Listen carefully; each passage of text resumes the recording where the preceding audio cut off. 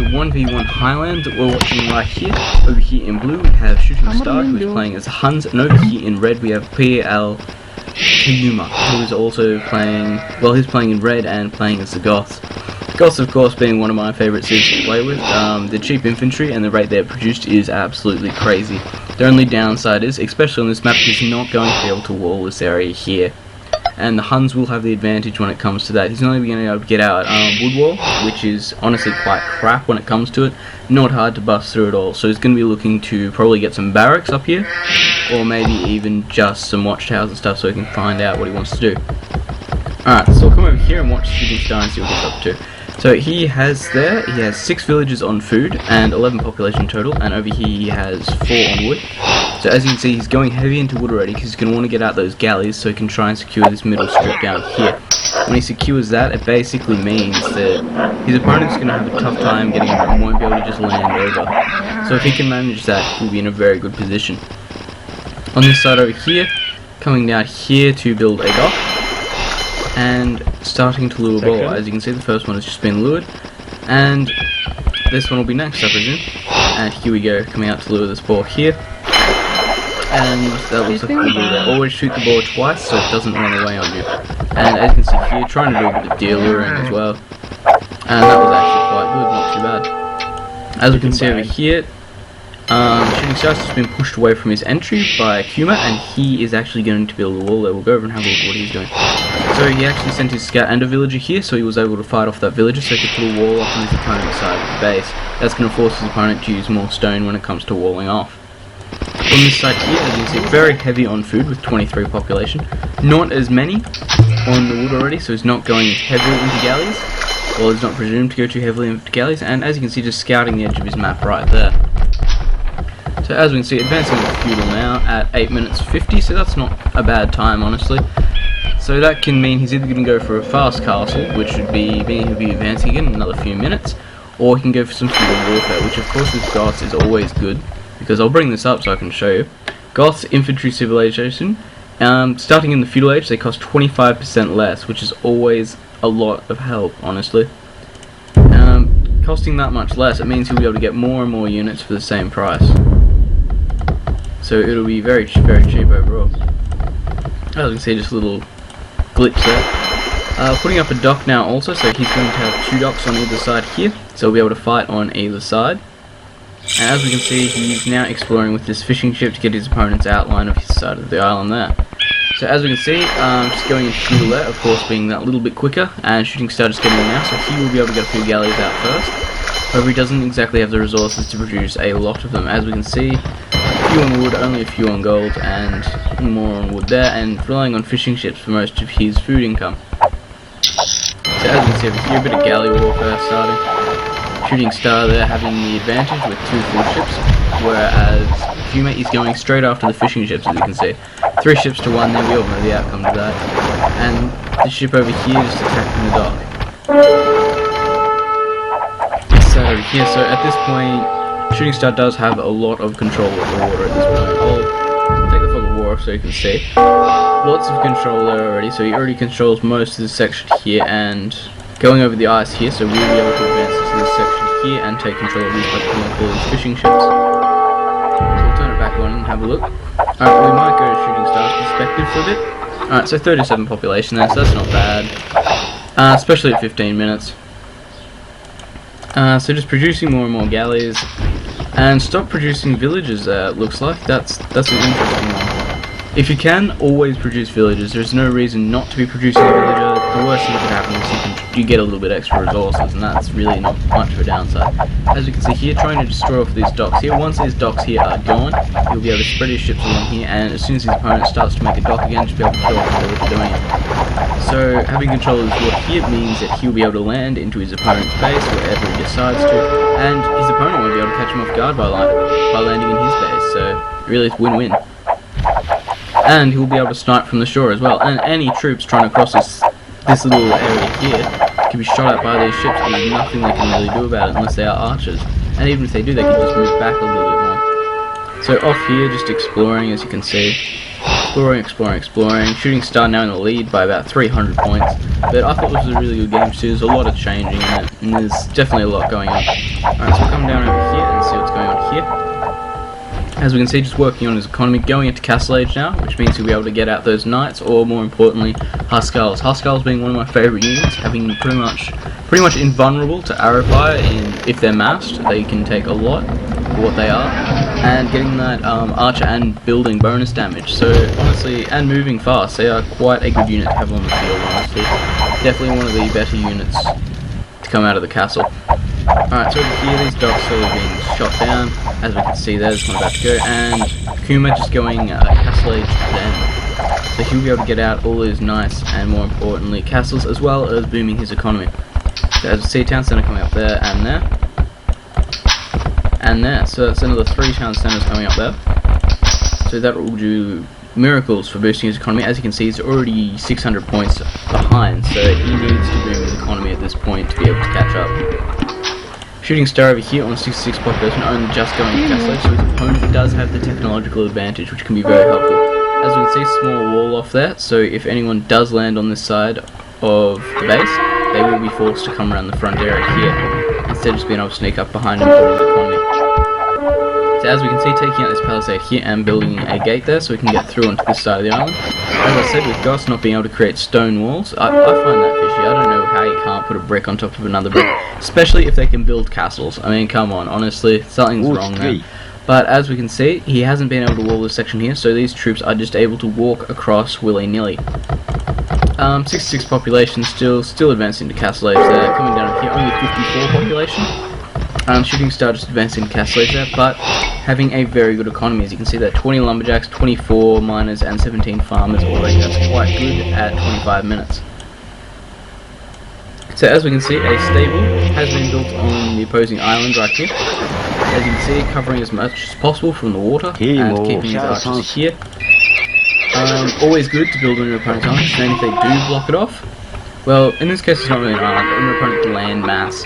If you build on their island, you are a landmass, you are able to just produce units without going straight through here, and generally that's what we're fighting is. As you can see on this side here, just sniping from the water, doing damage to that town centre there. Of course, not having the range to be able to fire back, and doing something interesting there, using a monk to convert the enemy ships. That is a great idea, honestly, and bringing out the mangonel. That there is genius, converting ships and using mangonels to kill. That's about as good as water I guess when you're fighting from the shore. Having longer range than the ships and being able to take it over and use it to destroy their own ships, you're not essentially just losing a ship if that happens. You're losing a ship and your opponent is gaining a ship to fight you with. So whenever you hear that noise, you're just like, oh god, what do? You run, that's what you do for monks, you run. Unless you can outmass them, of course. If you're outmassed by monks, the safest option is always run and hide. So going across here, still scouting out these red dots starting to come up there. We'll swap over to here and see what he's up to. As you can see, being attacked by knights from this side over here. The game was just paused there for a sec by both players. One player had to do something, so the game has just been restarted there. Town centre there, not going to be able to come up. Fire ships being created here, of course being the anti-ship ship, they will be very effective in the water here. As you see, these knights are on patrol around here, no doubt trying to do as much economical damage as possible. And these fire ships is ripping apart these fishing ships right here, not being able to do a whole lot. We'll turn the fog of war up so we can see quite a fleet over here, but honestly, fire ships do a lot of damage without, and they do have a lot of pierce armor. As you see, these ones over here, not quite as good when it comes to fighting fire ships. When these two come together, you'll see it, no doubt, and actually they might be coming together now, so we'll see this fight quite soon actually. As you see, these knights that were harassing his economy are now being fought off, and no more fire ships being produced, happy with mayhem. Alright, fire ships, here we go. As you see, he has not lost one yet, lost 2 there. As you can see how much damage they do a lot of damage very quickly to ships. As you can see, they're having to pull away, and as you can see, the amount of damage there was great. So going to Imperial Age now, which means those elite Huskars will be able to come out, and champions as well, and actually being researched now, so he'll be able to create Huskars from the barracks. So in the next stage, he'll be able to get the barracks bonus, creating units 50% faster, and be able to create a special unit there. That's another great thing about the Goths, they can create their special units from the barracks. As we can can see, he has managed to land on his opponent's landmass over here and started creating Huskarls here. So soon he will be able to get up the elite Huskarls, which of course are much stronger and do a lot more damage. The only problem really with the Huskarl is the line of sight they have. It is not massive, it could be improved, but not really much you can do. So as you can see, just getting sniped from the water there, as I said earlier. See if he's going for elite yet. Not going for elite Huskarl yet, sadly. As you can see, doing lots of damage to that building there, and Cavalry Archer is probably not the best counter to be using against Huskarl or being an archer. As we can see here, these ships here doing lots and lots of damage. Fire ships, of course, being amazing versus other ships. And generally decent versus some units are good, but honestly the main primary function is to kill off ships. Like you see that villager there has been walking back and forth for a fair while and just stayed there. As you can see, a bit of wall spam going on there. We'll swap over sides now. As you can see on this side here, this forward base up here being slowly destroyed, as well as a base will come up down here, as you can see from this town centre. So as you can see, Kuma actually taking re-control of the water there, and on this side here trying to take down this wall so we can go through and get some harassment in. Of course not wanting to go through here as wall spamming is just not fun. Always try and put a mangonel through when your opponent is walling, doing lots and lots of damage. Now the tide is completely turned. Koma is up by 2,000 points, that is quite a bit. And on this side over here, just doing as much damage as possible to everything. As you can see, they're getting those mangonels out so you can take out all those archers. And ShootingStar just going Imperial now. Having a lot of gold stored up there, but it won't do much use unless he can actually get it out on the field. Alright, this piece of wall here about to come down. When I say about, I meant when it had more fire ships on it, but honestly fire ships being pretty useless against anything except really just ships. So down here, creating more farms, always keep these villagers busy if you can. If you've got 4 villagers, keep them busy. That is the main thing to say. As we can see, a bit more wall spam there. Huskarl's moving forward slowly. No upgrades done to them yet. If you get a chance, always upgrade your units, it is definitely worth it. As you can see, more wall spam in there. Wall spam, of course, buying you time, but honestly, as I've always said, walls should not be to stop them attacking. They should be to let you know when they are attacking, give you that little bit of time to prepare. As you can see here, slowly coming down, building galleons now, so he is able to snipe all these buildings here, which will no doubt help him out quite a bit. ShootingStar, however, not having it quite so good at the moment, down by 2,000 points still. Creating lots of champions though, champions being quite good against Huskarls and getting the bonus damage against buildings. So if he decided to push in through here, because there is no walls and there is nothing in the way there, it wouldn't be too hard to do. As we can see, there are a few saboteurs, so he's ready to take out this gate and assault through here. As you can see, this forward base are predicted coming up here, and going to be able to attack Koma through that and hit him straight in his economy straight up there. Or come straight through here and just hit his farm straight away. That's the only problem I said about the Goths, is that they are really easy to get into. But once you manage to boom as a Goth, and you get enough barracks up, how many barracks does he have? Quite a few. If you get enough barracks up, basically you can just use halberdiers at that point. They're cheap and they're extremely quick to build. As you can see, elite Huskarls now, and just doing another research there to get the +1 attack. And saboteurs there, exploding on contact. Here, very interesting tactic there. Slowly getting through this wall here, and of course doing as much damage as possible. Alright, we'll turn focus wall back on. As you see, with his base going straight to the town centre, always a good option. If you can take that out, all these villagers around here will lose their drop-off point, and they'll have nowhere to garrison. So once this ungarrisoned, all these villagers will come out, and they'll be able to be killed off quite quickly. Unless you do that and just beam out yourself. This castle here, of course, going to be doing lots of damage to these guys, as you can see.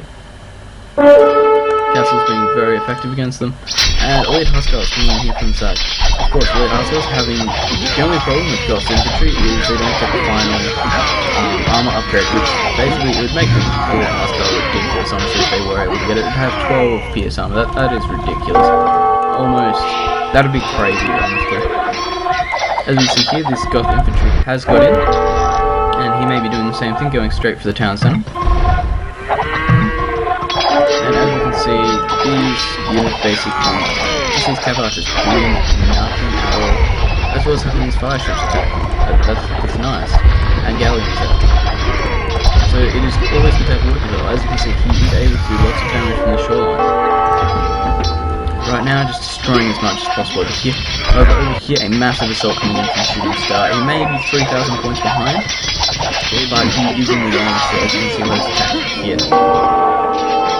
As you can hear, again, another monk there. Parents always being extremely annoying. However, running out of gold at this point over here, and getting rid of this wall here. At that point, it's just being annoying more than anything. Alright, so putting a castle up there, no doubt to defend this area over here. Hope he has murder horse because those guys will good and very quickly. As you can see from this side here, more and more stables coming up, so now no doubt going to try and get paladins and try and just paladin rush the area here. Goss, of course, elite unit, the Huskar being very bad versus melee. Well, honestly, it's not too bad a unit. Like, if you look at its stats there, it usually has about 16 attack and 2 armor, so that's not too bad, honestly. These ones here only having 15 attack and 2 armor as well, so that's not bad, honestly. But against Cavalier and Paladins, they do not stand a chance. As we can see, in his economy at the moment, they're just soaking up the damage from these archers. As you can see, they're doing minimal damage. 3 damage there from that town centre. Pushing in here, ShootingStar pushing right into the opponent's economy though, getting rid of these farms here, and these barracks here are no longer in use. Having to pull back here because these two-handed swords will be able to kill off these elite Huskars. As you can see, they're just sitting there doing more and more damage, but just honestly not caring. As you see there, the attack runners getting together. Continuing to fight in through here.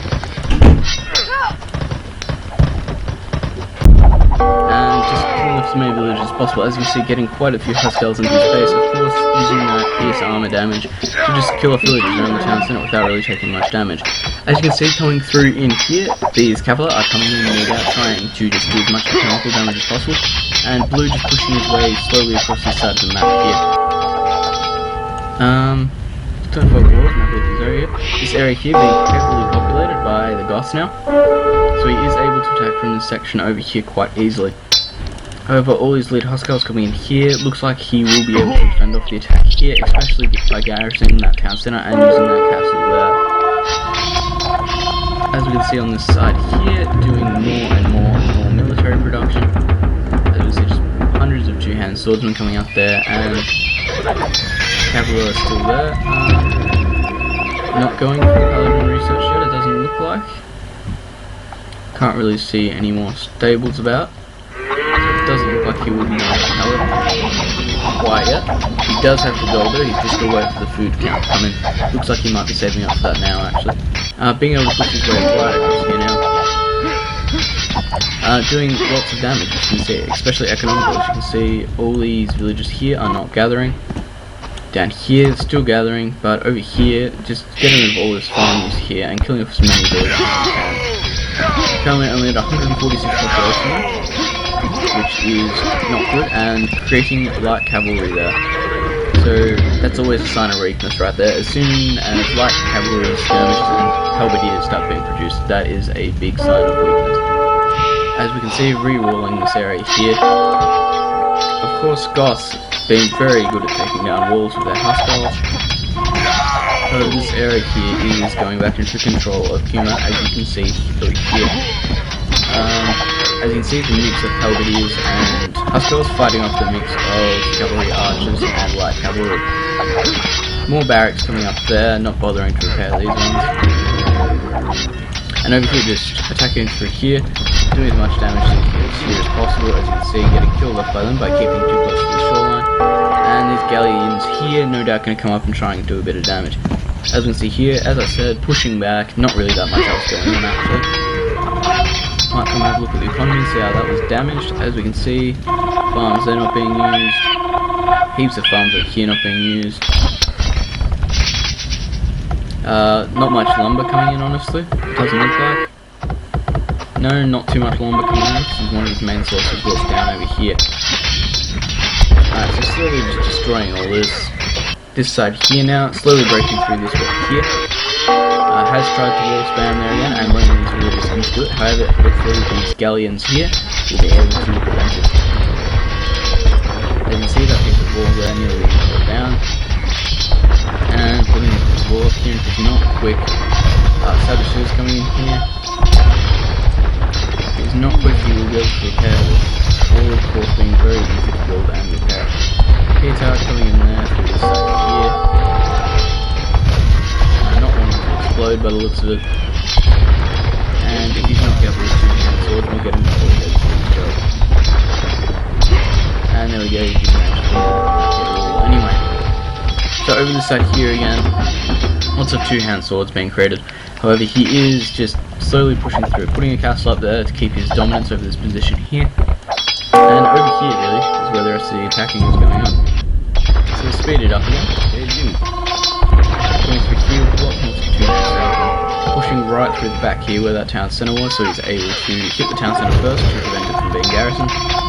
Over this side here, lots and lots and lots of two-hand swordsmen being created. As we can see, these counters being really missiles. This side here, just creating more and more two-hand swordsmen, of course having a lot of them at this point in time. Another castle coming up there to help again, closing this area here. And all these hostiles here being pushed into the back here.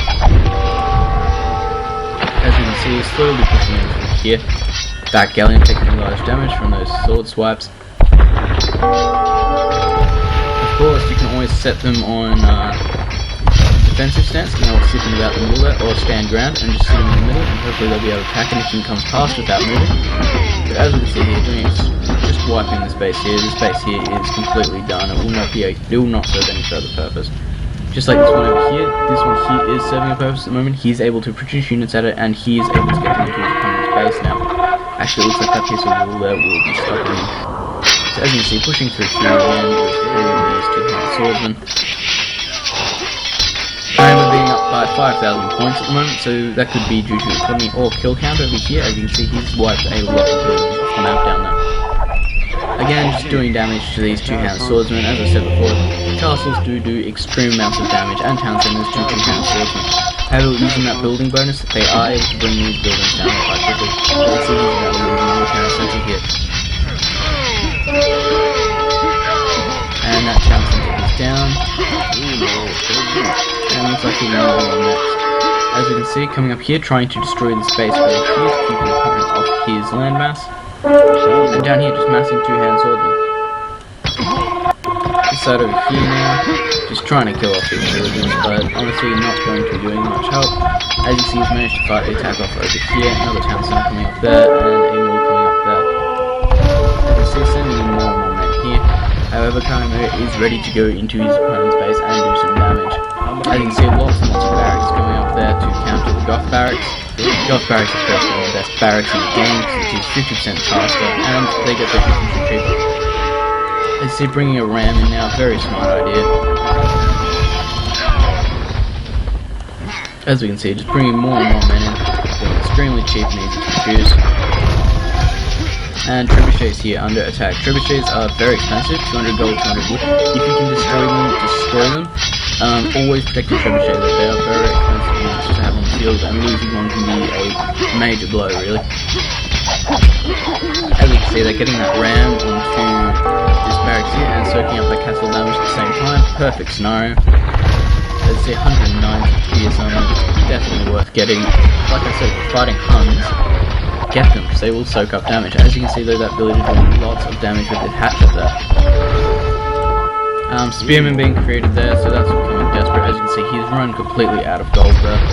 And over here, Kaimo's still having 362 and an entire gold pile there ready to mine. So basically he's going to be able to push this attack just through his opponent's base. As you can see, a trebuchet coming up there ready to take out that castle. That castle doing of course extreme amounts of damage to his pike. And using his galleons here to snipe from the water. Up here, losing his base up here. If he creates some parking at these bases now, he will be able to take them out because they do produce extremely quickly. However, it doesn't look like he's paying attention up there. As you can see, doing lots of damage to these trebuchets, but he has managed to protect them and going to skirmishes. Skirmishes being a major sign of weakness there. There we go, Halberdiers being created, look how quickly they're produced. I think it's something like 1.7 seconds, how fast they're produced, so that's 1 second per halberdier. As you can see, letting them out there. Of course, two-hand swords being better, but massing enough of these units, you will be able to fight them. As you can see, this will ungarage very, very soon. Here. So he's lured him off there, buying him a bit more time. Very smart. If you're not watching your units, that can definitely happen. And here we go, they're about to be outmassed. As you can see, this trebuchet's choking up this skirmisher damage here. Skirmishing, of course, as I said, just a sign of weakness. Once you start pulling them out, it's basically game from there if you can just push them on. As you can see, up by 6,000 points now, and still at his population limit, and managing to push back into the base. So the castle there has been taken down, and not much else really, just slowly pushing into his opponent's base. Of course, this Feudal being extremely good with skirmishes like any other archer. So pushing in there, as you can see, just surviving for long periods of time, doing lots and lots of damage there. As you can see, still pushing in from the side here, doing lots of damage, and still having 790 gold. And that was game there. It was ShootingStar just decided he wasn't able to hold him back, so it wasn't worth finishing really. So I hope you enjoyed that game. I thought it was quite well played and something different. Always check out the Goths if you can, definitely a great civilization, so comment and subscribe, thanks.